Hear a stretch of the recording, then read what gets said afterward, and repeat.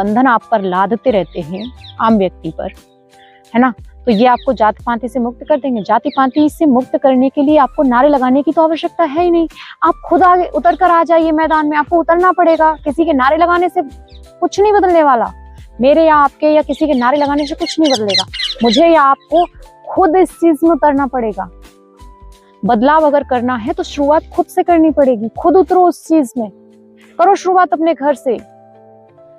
जाति पाति की विदाई करो, भाईचारा निभाओ, आपस में हेल मेल करो, खत्म हो जाएगा। नारे लगाने की तो जरूरत भी नहीं पड़ेगी। इतना बड़ा, इतना विशाल हृदय तो होना चाहिए, इतनी समझ तो होनी चाहिए कि इंसान को इंसान समझने की समझ विकसित हो जाए कि सारे अपने ही हैं।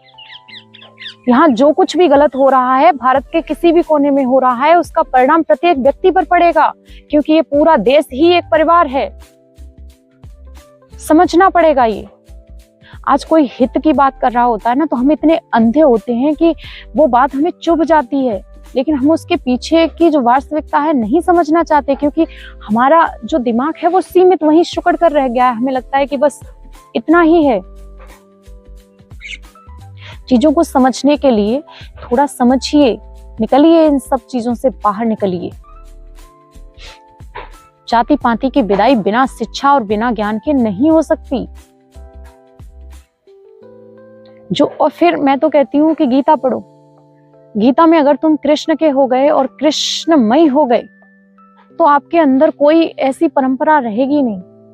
आपको परंपराओं से मोह ही नहीं रहेगा। आपको सब कुछ वृंदावन लगेगा, पूरा देश वृंदावन लगेगा, पूरी प्रकृति कृष्ण लगेगी। लगेगा ही नहीं कुछ कि कुछ अलग है, कुछ पराया है, कुछ मेरा बिगड़ रहा है या किसी और का बिगड़ रहा है। कुछ भी बिगड़ते देखोगे लगेगा कि मेरा ही बिगड़ रहा है और मुझे ही बोलना है, बदलाव भी मुझे खुद करना है।